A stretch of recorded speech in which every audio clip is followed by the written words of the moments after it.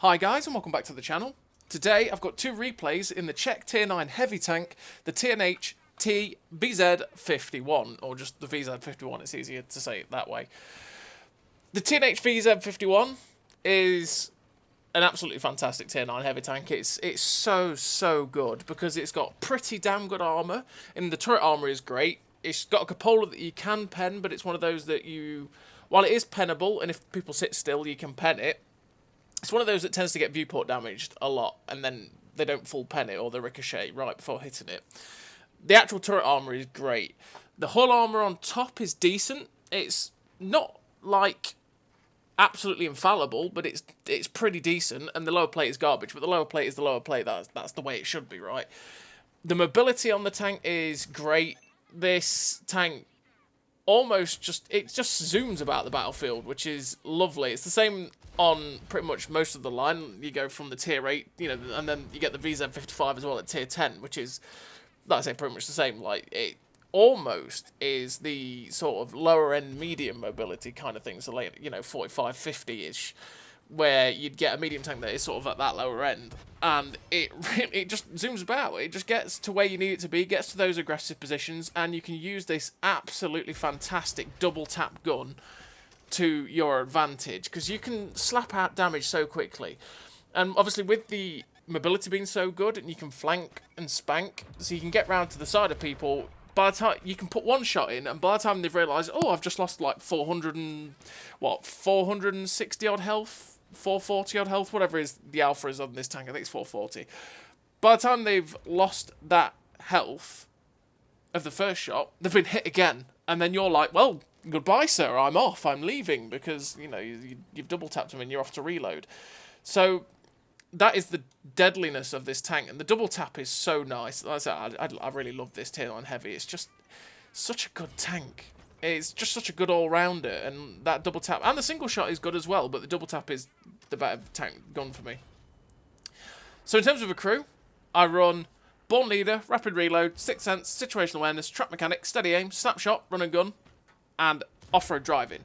Off-Road Driving to make sure that I have the terrain resistance to be pretty damn good, so that I can use the fantastic mobility of the tank.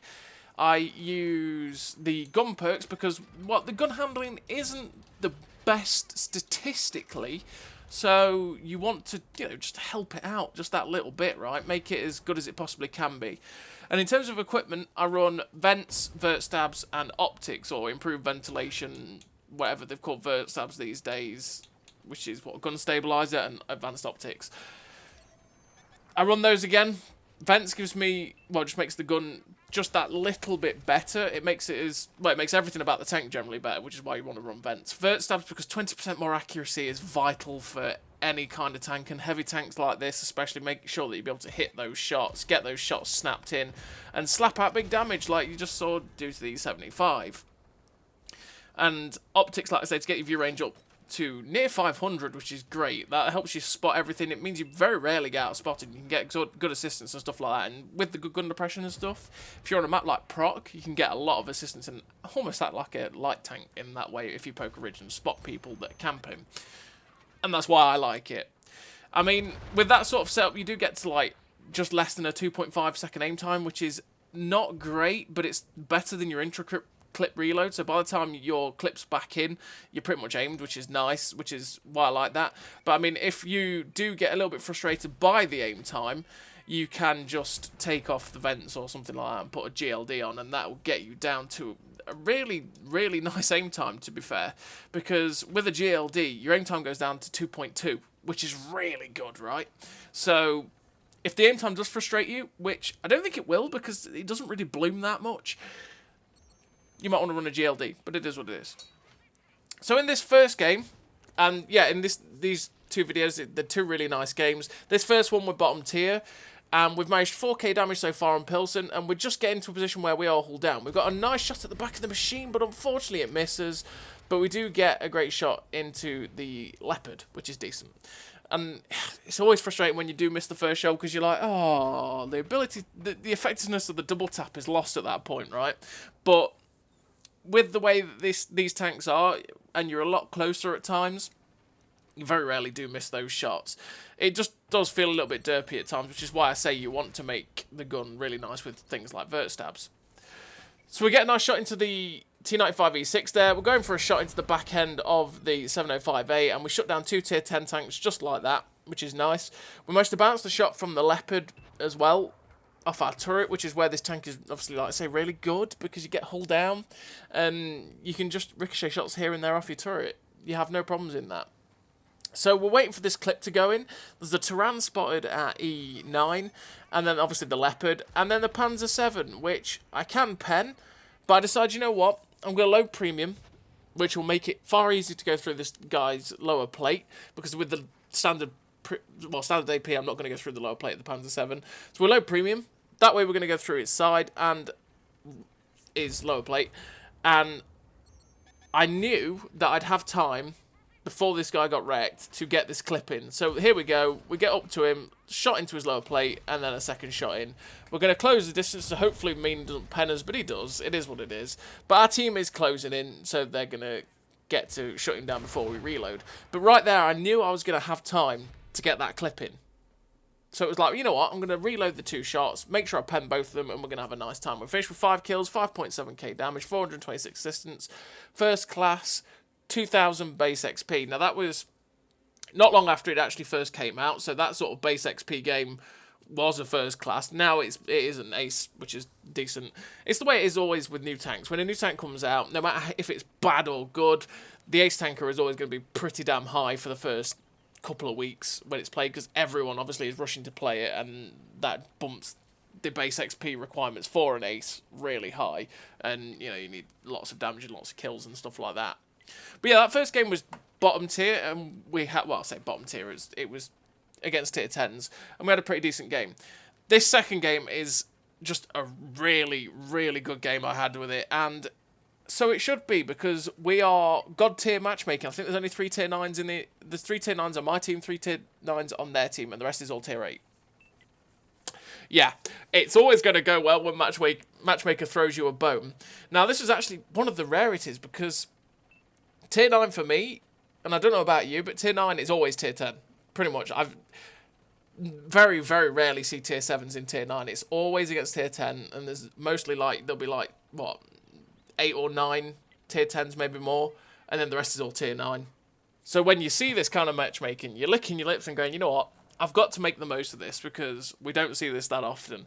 And that's exactly what we're going to do. We're going to show off the strength of this double tap, especially when you're facing tier 8s and 7s. And we're on Westfield. Great map. Love Westfield. Because we're in a heavy tank, we've gone straight to this ridge here, because this ridge is good for hull down heavy tanks. If you've got like that 8, 9, 10 degrees of gun depression, you can have a good time.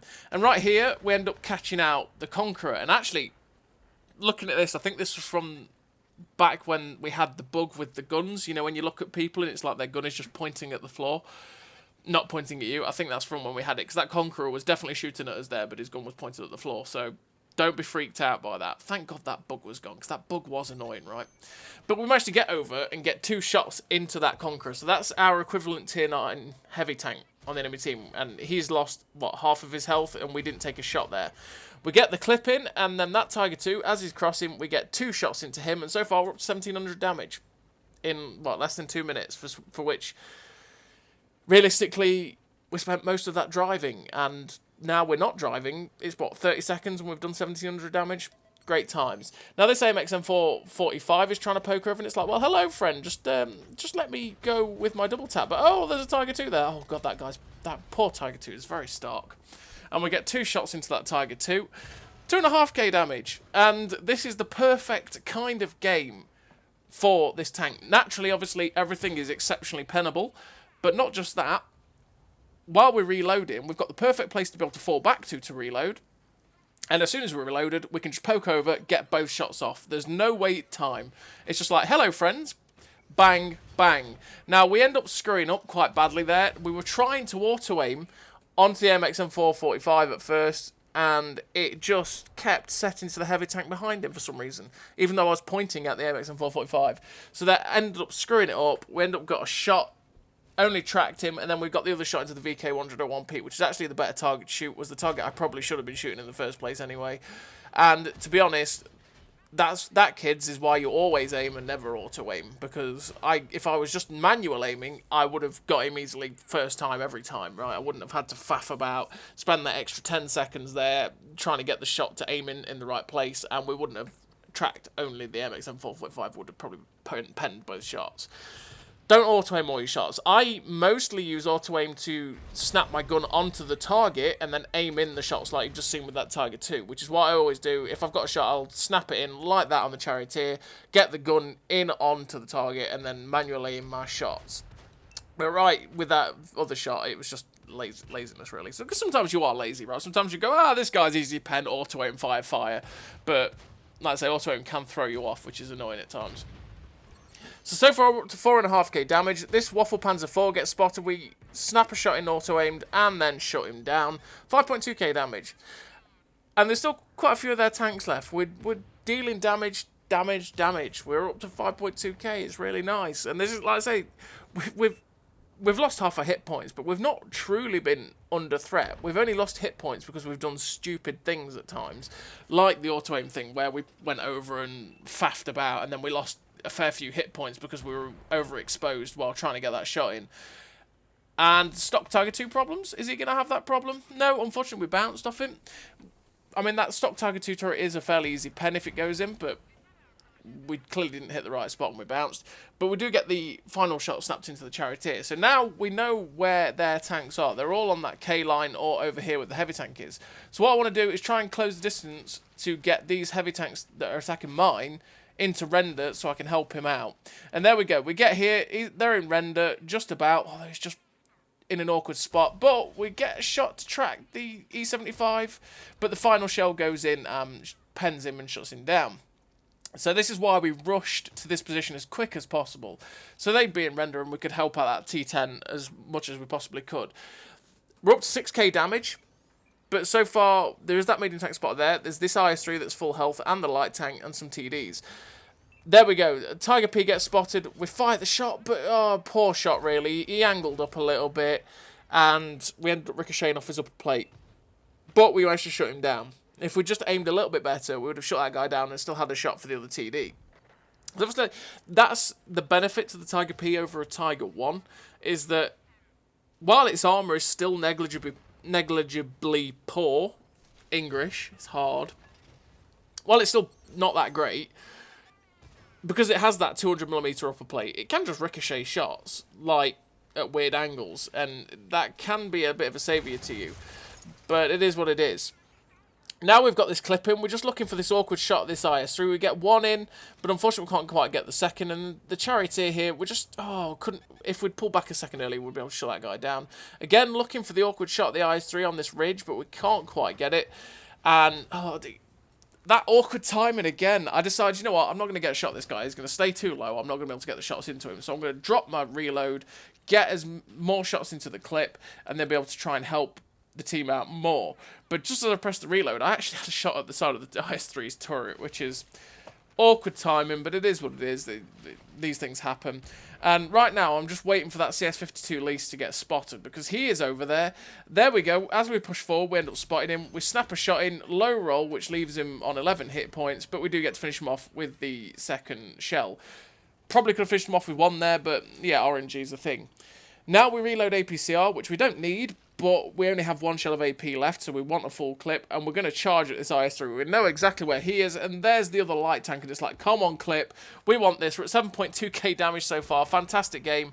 It's like, please, guys, don't kill these people, I want them. We shut down the MX1357, swivel round, snap the shot in, and shut down the IS-3 as well. And we finished the game with the victory, 7 kills, 7.6k damage, 228 assistance, Ace Tanker, Devastator, Sniper, High Caliber, Top Gun, Steel Wall, and 2.1k base XP. A really great game for the TNH VZ.51. Like I say, when the game throws you a bone and gives you god tier matchmaking, which is not very often at all, you've got to take the most. You've got to take the most of it and have a great time. And this tank is absolutely deadly in a situation like that.